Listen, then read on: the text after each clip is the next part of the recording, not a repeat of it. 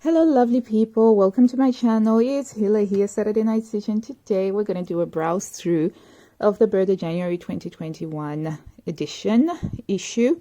And just a heads up, I have renewed my subscription for another 12 months, so I am super excited to find all of the good things that I can from this issue.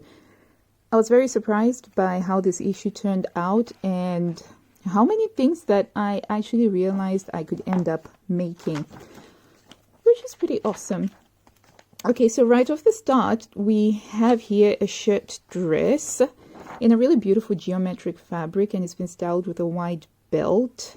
It's not buttoned up here, but as you can see, the button placket is a very simple one where you just fold it under and then there's some facing. And what I think makes this shirt dress a little bit more unique is the fact that it does have the partial elasticated casing, so the elastic isn't going all the way up here, and I think that this makes it a little bit more complicated. And then we've got some elasticated cuffs here, so this could be a very simple dress to make, and it's, you know, I think that I quite like this, and I like its execution, and I like the length. It is the tall size, it's in sizes 72 to 88, so I thought that that was quite a good start.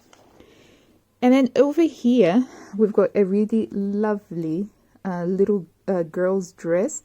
And I was very happy personally. It's a little bit selfish and a little bit biased of me, but the sizes are perfect sizes for my 7-year-old girls. So I really like this. And this is a dress that I would make for them to make a uniform.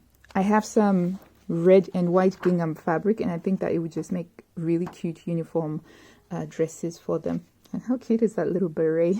Fantastic. And then up next we've got cape number 104, and that's in a size 36 to 44. Simple, elegant, made in a blush pink drapey fabric, and we've got some beautiful vintage style buttons. You know, not yet at the point where I need another cape. I already have a cape that I made using a So Different pattern, and I'm sort of relatively happy with that, but I love the soft look that this has over here. And then we have, this caught my eye in the preview. However, I have to say that upon further reflection, I decided that it wasn't quite for me, and it's the bomber jacket. And that's because there is a bomber jacket pattern from 3 years ago that I realized I like a lot better than this one. And so for starters, the bomber jacket is a little bit longer, so it just doesn't hit the hip length here. I love the execution, this beautiful fabric that they have used. Absolutely fantastic. Would love to make a skirt in this fabric. And then we've got a pencil skirt, which is standard issue. I've never found a sewing magazine that didn't have a pencil skirt in it. Just goes to show the enduring popularity of a pencil skirt. But what's different about this one is that we've got this curved cutaway seams at the side here, and they've realized that by showing it up with some pink piping detail, and the side panel has been cut on the bias on this particular pattern. And I think I applaud them for actually doing this. Sewing magazines, really, when it comes to doing their sample garments for the fashion shoots, they really do need to show us all of the fun design seam lines that you can have, and I thought that they did a good job with that one. And then over here we've got some more girls outfits, and it's a cute little bolero made in a knit fabric, and I just thought, oh wow, that is so cute and adorable. Probably a little bit impractical because it's bolero size, but you know, you could easily lengthen that if you wanted to. And then dress number 111 really caught my curiosity and my imagination, because it's a 50s style dress, and we've got the kimono sleeves, we've got a grown on funnel neckline over here with the darts, and we've got this keyhole neckline opening, all kind of standard 50s style. But then, however, if we look closer, we can see that there's some ruching detail over here. The pattern pieces for this are absolutely crazy, especially for this upper bit here, because this is one whole piece, and then there's so much volume that is gathered into here, so the pattern piece itself looks nothing like what the final thing would look like. But it really did catch my eye, because in the preview I couldn't tell what fabric that they had used, but it turns out it's actually supposed to be made in a jersey fabric, which would be very interesting because it's got a zipper down the back, and then it's got all of these dart details over here. And with jersey, you know, you have to be careful if you're working with darts and with zippers. You have to do a lot of reinforcing and restructuring. So I was just like, I applaud the seamstress that had to sew up this sample garment here. And I think that it is a beautiful dress, but it hasn't been shown up to the best of what it is capable of. I feel like the height of the model and where the hem hits, and paired with the shoes that she's wearing, it just doesn't make it sing. The other version of it is a little bit better, but I think that this is going to be one of those sleeper hits that when you see somebody who's actually made it in a better fabric, so this shiny fabric doesn't work. I don't know why Burda seem to love the shiny fabrics, but no, the shiny fabric just doesn't work for this. But anyway, let's move on to some more lovely 50s style vintage clothing. And look at this, made in a beautiful wool. This is just the very epitome of tailoring, and it's a cute little cropped jacket. It's not boxy because we have the princess seams and some shaping at the waist. Look at those double welt pockets, and then we've got the buttons and a tie neck, just adding a little delicious touch of femininity. I love it. Love everything about this. Love the colors that they have used. I even love the styling on here, because I do like my chunky boots, although I think it would have looked even more amazing if, you know, she had been wearing like high heels and some tights. But it's still quite beautiful, and, you know, drop the bucket hat. But really, really beautiful, really inspires me to want to do something, you know, more tailored like. And we've got that skirt again, which has the bias panel on the side. Let me just grab the line drawing if I can find it over here. So that's that skirt again here, but this time we haven't done anything to highlight that seam line over there, and it still looks beautiful. It's a beautiful fit. But yeah, this gets top marks for inspiration for me, and you can see on there how lovely it looks on with this fabric. I would love to sew with wools like this, but my goodness, the fact that they require dry cleaning, it's a huge hurdle for me. And then we've got a lovely blouse, number 102. So first of all, I was just like, flower print fabric. And then I had to calm myself down and have a look at it, like really look at the line drawings. And I think that it has some decent credentials to it. So we do have some bust dots here just to give it a little bit of a shaping. And then we've got like these really large trumpety style dramatic sleeves, which are always a good addition if you just want to make something have a little bit more vroom, you know, but without doing a lot of extra stuff. And they do look good in when you're looking at it and how it is meant. A little bit impractical for doing the dishes and stuff like that, but sometimes if you do want something that makes a statement, these would make a statement. And I also like that they've got an uneven hem, so you're adding to that movement. And then we have a cute little tie belt around the neckline, which is a little bit of a change. There are no closures or no fastenings, so this would be a pretty quick thing to sew up. All you have to do is just find the beautiful fabric for it. Our featured sewing lesson this month is blouse number 106. Peter Pan collar. We've got a keyhole opening, some detail over there, and some ruching on the sleeve, which, given that they've used a viscose fabric, I'm not sure that this is very practical. I feel like I can't roll up my sleeves, which is a very important practical consideration for me when it comes to long-sleeved tops, because I'm constantly doing work with my hands and I need to be able to roll up my sleeves. So this is the reservation I have about this particular type of sleeve. And it doesn't look like it's got a zipper or anything like that. And it is very narrow, as you can tell on here on the model. But otherwise, again, cute and decent. I mean, you can always make it without that extra detail. Lovely little addition, I think. Standard, not too exciting, nothing to write home about, but can be useful in a pinch. And then we've got a similar style top for the girls, and that's in 116 to 114, which roughly translates to, on average, you're looking at about ages 7 to about 9 or 10 years old. But yeah, that's cute and adorable, and I like how they've done the tweening effort there. Right, over here we have got the petite size pattern, and it's actually a pair of trousers. It's not often we actually get trousers in the petite sizes. It's normally dresses and tops. So I thought that this was quite a nice change to see. And it's very simple trousers with some pleating at the front, a zip fly front, slanted slash pockets, hip yoke pockets, a little bit of piping detail, which you can't pick up on here because they've used the same color. But yeah, overall, lovely and useful to have, especially if you sew with the petite sizes. And there's our featured pattern there, which has got all of the instructions, which helps out if you're a beginner and you're new to Burda, and it takes away the anxiety of not knowing how to actually sew with Burda.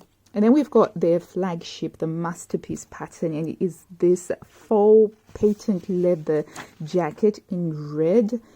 And it is fabulous. And this is a once in a wardrobe kind of thing, you know, the sort of thing that you would probably make once in a lifetime, I imagine, if you're making it for yourself. Two key things that I like about this particular one is those gigantic pockets. And as you can see, those are really exaggerated pockets, and on there, very useful pockets to have. And I also like the Dior darts on the princess seam line, because that gives you the opportunity to go for a more fitted look if you want to, or, you know, a slightly looser fit look. Absolutely fabulous, great color and great styling overall. And it's fully lined, so this one is for those seamstresses that want to give themselves a challenge.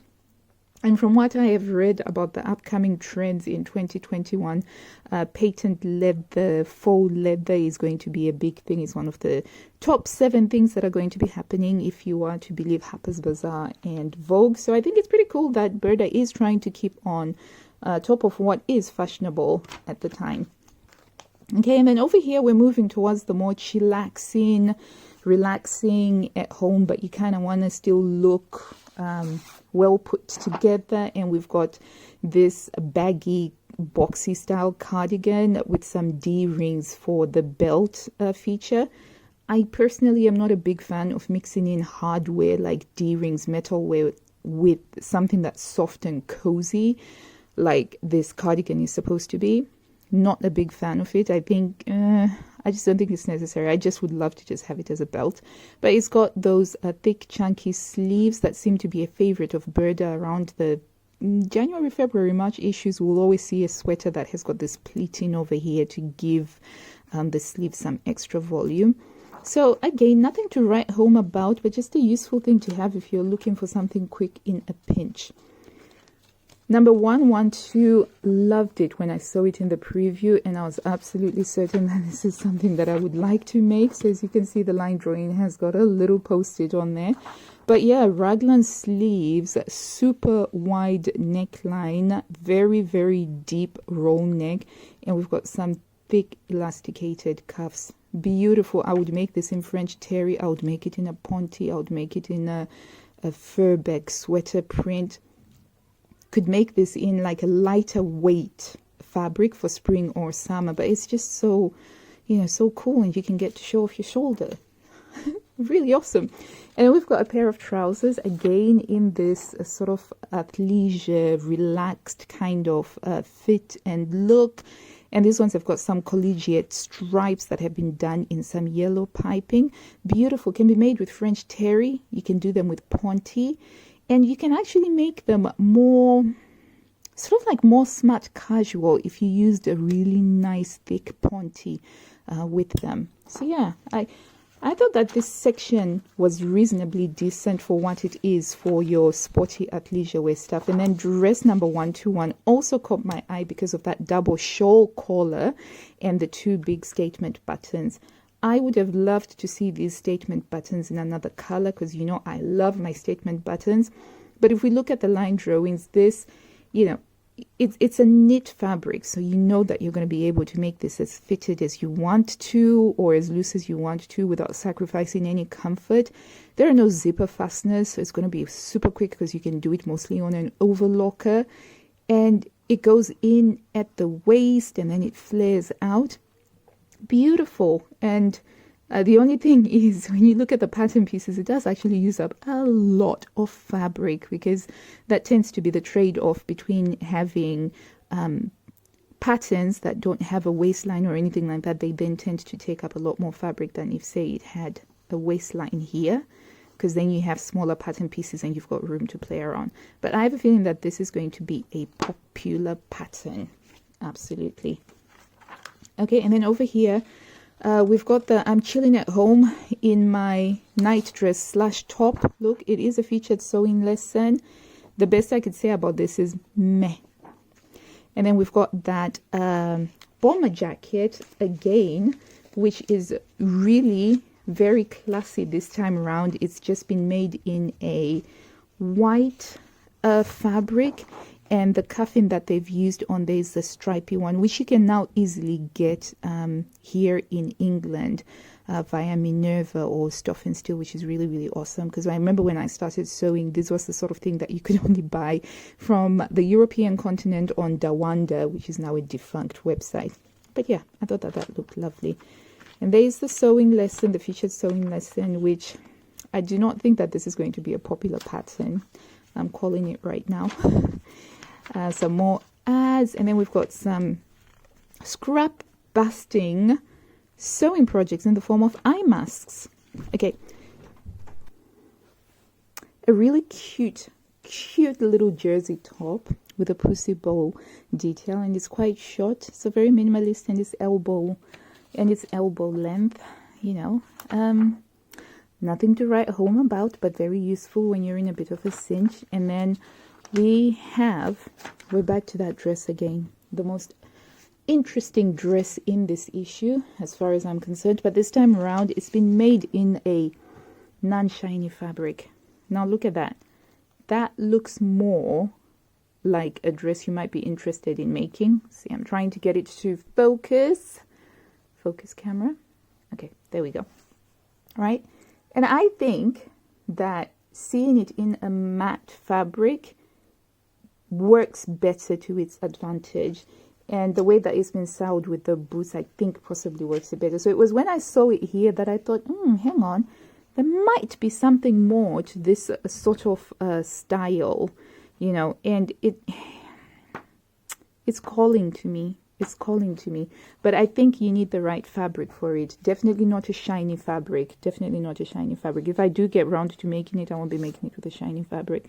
And then we've got a simple t-shirt pattern, number 108. You always need a t-shirt pattern. My only fear about this one is that it looks to me like it's a little bit too short, you know, especially considering how much ease it looks like there is between the hem and where the waist is. I would have liked it to be a little bit longer personally, but I already have a tried and tested Burda t-shirt pattern that I like. And then we've got that cape again, but this time it's in a darker color. It's lovely. I love these autumnal colors that they've used in the suede boots. It just inspires me to think about combining colors that way, and when a sewing magazine does that for me, I'm quite happy. Right, up next we have a skirt that's been made in a lovely beige coffee neutral color, and it's a modification on the pencil skirt that we saw earlier with the side panels. So instead of making the side panels go straight down following the shape of a pencil skirt, they've been made sort of like circular to create this look.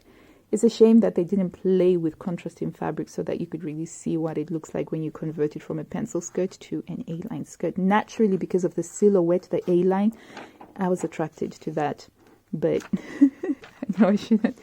And now this little ditty here was a bit of a surprise for me, because this didn't catch my eye in the preview at all, and even when we got the line drawings, and I think it's because of the fabric. I don't find the fabric inspiring at all, and I have to work really hard to turn off my bias against fabrics that don't necessarily inspire me. But this is a lovely little dress pattern. And when you look at the line drawings, right, you've got the waist shaping with the elasticated waist, right? And then you've got the flounce, which just adds, there is just something about a flounce because it's cut slightly on the bias, the way that it moves, it swishes along. Every dress that I have ever made that has a flounce, I love it. And I love how I feel when I am wearing it, especially with boots and stuff. So this surprisingly became something that I wanted to make. I would get rid of those flounces at the cuffs and just lengthen the sleeve and maybe have elasticated finishes, but very simple, very easy to make because it doesn't have a zipper or buttons or anything like that. So this surprised me, absolutely surprised me. Over here in the brown, we've got Burda's favorite simple top, wide neckline, slightly poofy sleeves, and no closures. That's all I'm gonna say. And then here we've got a simple, yet another simple top, which I think I would call this sort of really good for office wear, because back in the day when I used to go into an actual office to work way back, this was the sort of thing that you could easily wear with a black pencil skirt or black trousers. And you've got the pleated detail, and you just have something like, you know, a very muted color, and all, and it's got this round neckline. So I can even see this working in a corporate, so sort of like as a lawyer or anything, something like that. I don't like the fact that the cuffs, they look like you can't comfortably roll them up, but it's a simple pattern, and that's the best way to explain it. And then we've got that trousers again for the petite sizes, which is always nice to have that. And then we have here a kaftan slash morning gown slash gigantic house coat. I like the fabric that they have used, but I think that's about all I can say about it. And if you look on the line drawing here, there is quite a lot of detail going. We do have some bust dots here, though I'm not sure why, because it doesn't seem like they actually provide any shaping. It just looks like it just goes straight down. You have a design feature here that should allow for contrasting, but they haven't used any contrasting on there, which kind of makes me think, well, why even bother with it? And then you've got the band, and you've got a yoke detail. This confuses me. That's the best thing that I can say about it. It just kind of leaves me confused as to what it wants to be. Yeah, right. And then we have super baggy t-shirt. I wasn't too impressed with this section this particular month, I have to say. I don't know, you guys let me know. Was there, maybe I'm missing something here, but like, yeah, I didn't like most of these. I just felt like there was just something missing from them. So this one, I didn't particularly like this, even though it's a floral fabric, but I did like it when I saw it later on here in the blue, and I thought that it worked a lot nicer in the blue, but then I realized that how they styled it also worked a lot better with the thick belt and the necklace, and it's a boat neckline. All of those features, I missed those when I was looking at it like this. It just didn't do it for me there. Okay, and then we've got that oversized t-shirt again, and then we have this one. Was quite interesting. When I first saw this in the preview, I actually thought that this was a capelet. I didn't realize that it's actually handkerchief style sleeves, and you know, with the right fabric, this can be a really lovely top because you can have that extra movement that comes from the floaty sleeves. Not a very wintry wear, I have to admit, because January is smack bang in the middle of winter for those of us in the northern hemisphere, but I could see this being a popular one for the summer. And here it is. So it was this picture that made me think that this is a capelet because it looks like it goes over like that. But yeah, and then this again, loved it for the colors that it has. I like that it's got the elasticated cuffs because that makes it easy for you to roll up your sleeves, and I just like how they've styled it with the belt. Fabulous. And then we've got a pair of simple trousers over here. with pockets, very similar to the trousers from Burda October 2020.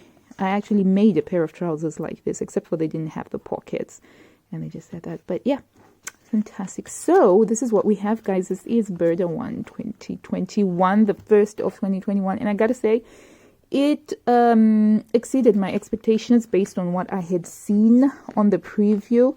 I haven't yet had time to trace anything out. It's been Christmas and then it's been New Year, so it's just been super, super busy.